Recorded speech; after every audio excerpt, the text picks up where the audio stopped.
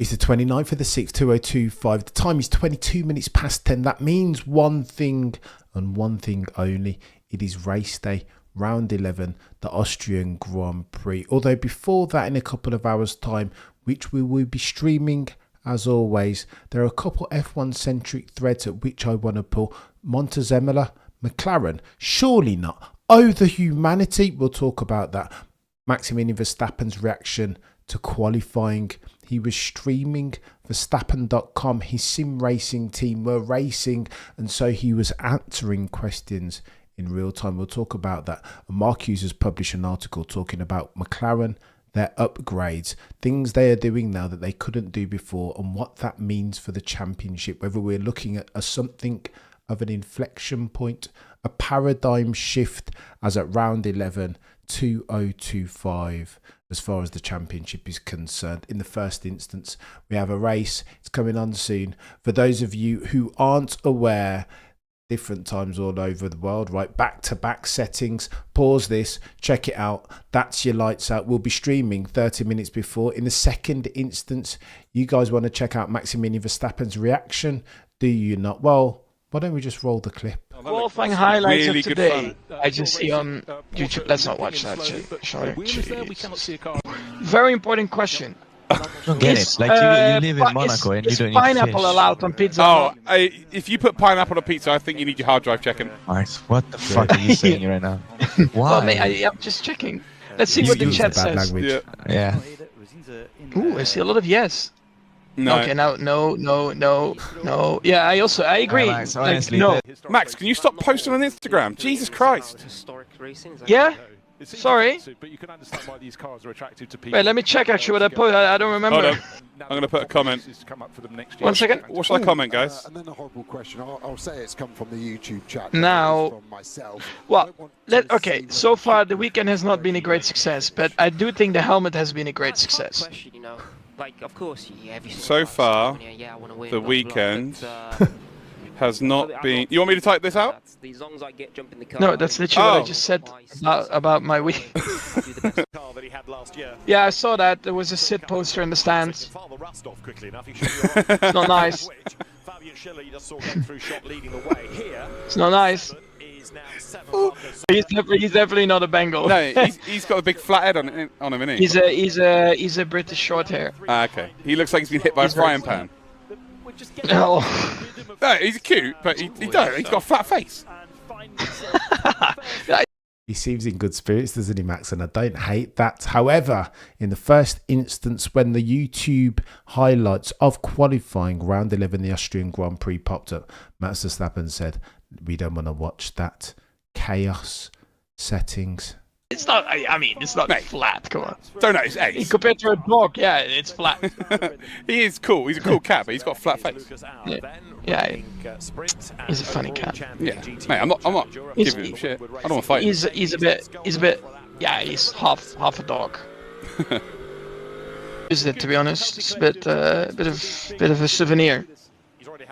I can't imagine you being strong enough to be able to ride it. What? You're such a small man. You have to have a booster seat to reach the handlebars. No, it's a bit like a cafe racer, you know. Okay. Come on, Chris. We're first in gold, but we're like 10th in the race. Lulham's On Swahames. Hermano. That's a good one. Oh. Can't park there, mate. Yeah. Good question, that. Good question. Hoping for a bit of a messy race. Yeah, I mean, ideally, yes.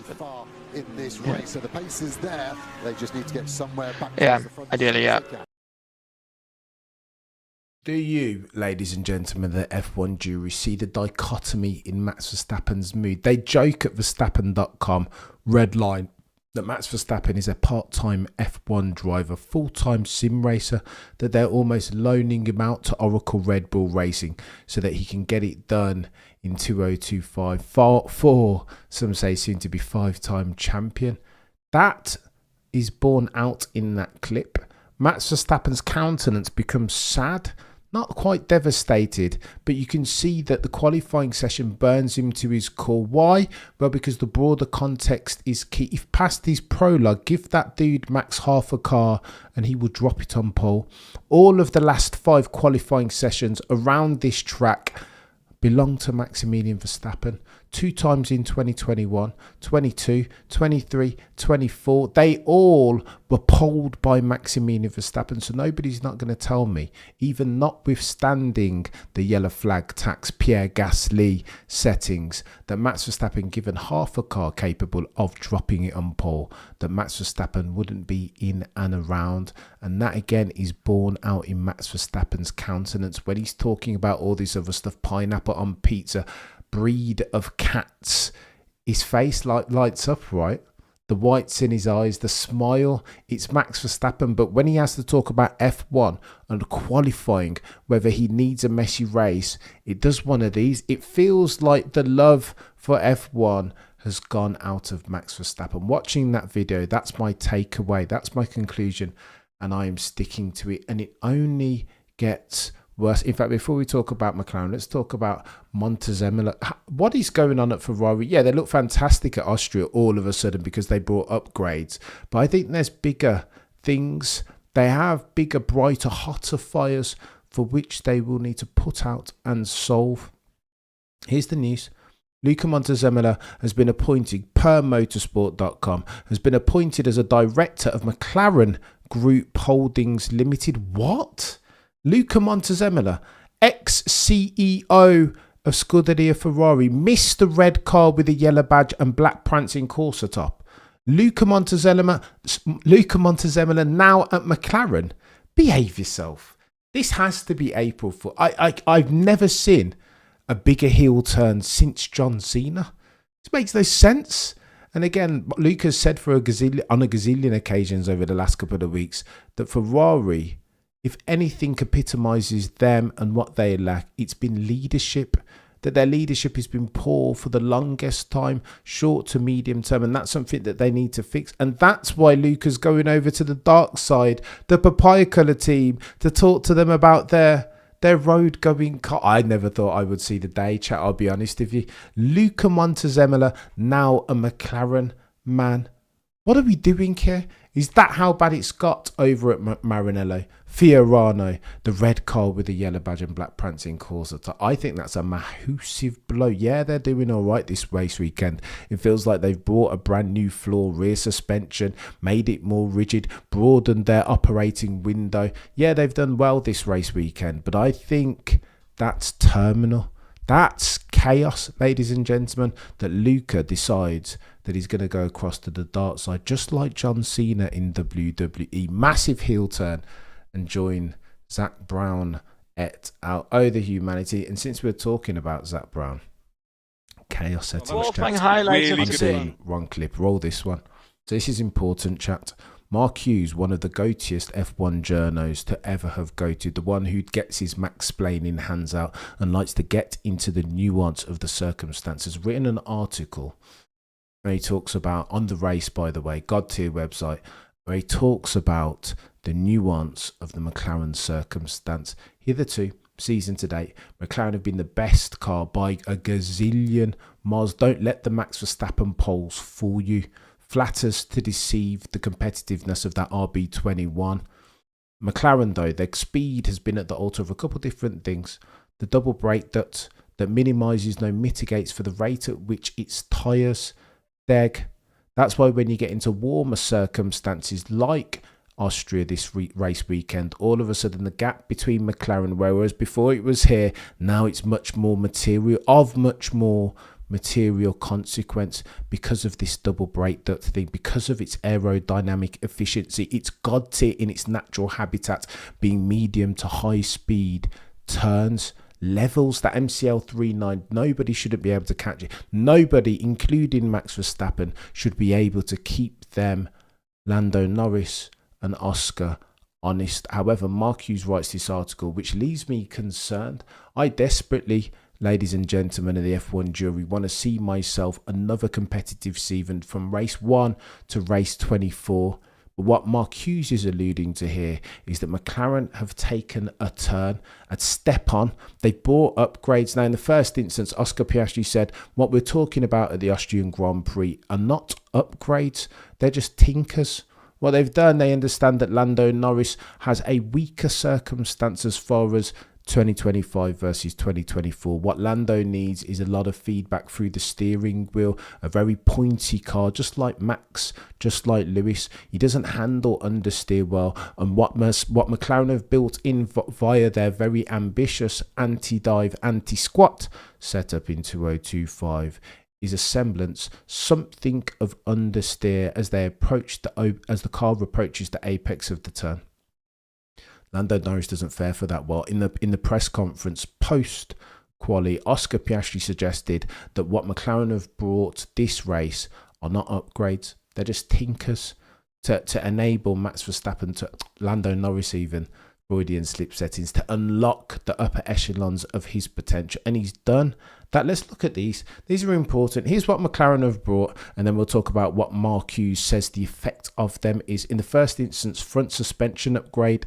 Primary reason for performance, flow conditioning, updated front suspension. In the second instance, front corner, performance, flow conditioning, modified front corner, revised rear corner, performance, mechanical setup. You can read the bloody descriptions for yourself, but you see the diagram there with the blueprints. That's what they look like on the bloody car as far as the here's what's happened.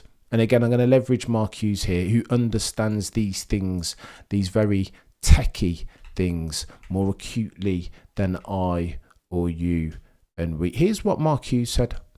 In addition, McLaren bought some pretty significant upgrades here. The front wing suspension sheaves and brake ducts brought a quantifiable aero advantage, and a new rear suspension geometry designed to give stability in the high-speed entries complemented that. Typically this year, the McLaren has been slower than the Red Bull. Here's where it gets techie chat. Here's the difference, because Red Bull always had an advantage, not necessarily through the medium speed. That was always the natural habitat of the MCL 3.9. But through the high speed turns, that was always the remit of Red Bull. Even if the climate was hotter. See, I don't know, as an example, Jeddah, Corniche, Saudi Arabia, where Red Bull went really well there, particularly in quality. Typically, says Marcuse, this year the McLaren has been slower than the Red Bull in the high-speed sections, but here at the Austrian Grand Prix round 11, even before Red Bull fell out of their operating window, it was quicker. That, ladies and gentlemen, is different. That is a variable change. Marcuse alludes to this as well. He said, stating the following: could that be a game changer for the remainder of the season? Question mark. Has McLaren with that upgrade just transitioned from the best car to an unbeatable one?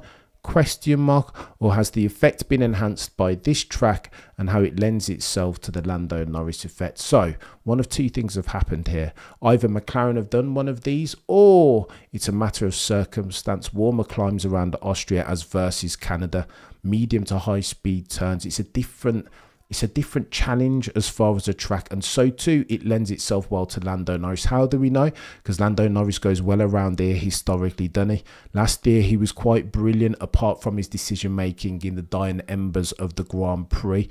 7-1 Lando Norris is head to head in qualifying as versus his teammates across the 8 times when they visited the Austrian Grand Prix. So Lando Norris is very, very good around here. It's impossible to tell, therefore. It's really difficult to delineate this multifaceted causation point. Maybe you might want to make the Occam's razor argument that it's a bit of both. Maybe McLaren have taken a step on in the hands of Lando Norris, and maybe Lando Norris has stepped up, remembered who he is. Maybe we are seeing Lando Norris 2.0. Here's what else I'm going to say. I'm going to read this other bit of the Marcuse article out. There was no balance to the Red Bull circumstance. There was no balance, and the front and the rear were both giving up at different points in the corner. That's what Max Verstappen said about the RB21 in qualifying. Absolute or pace, absolute performance in absolute terms even. There was none of it, regardless of whether it was high speed, low speed. There was no grip. Tsunoda-san echoed those sentiments. Hey, mate. There's no grip at the front, bro. Tsunoda-san's words, not mine. This is what Mark Hughes says, though. And again, goated F1 minds. All F1 journos are created equally, but some, mention no names, Mark Hughes, are created more equal than others. But even, he says, at its best, the Red Bull was not a match for McLaren.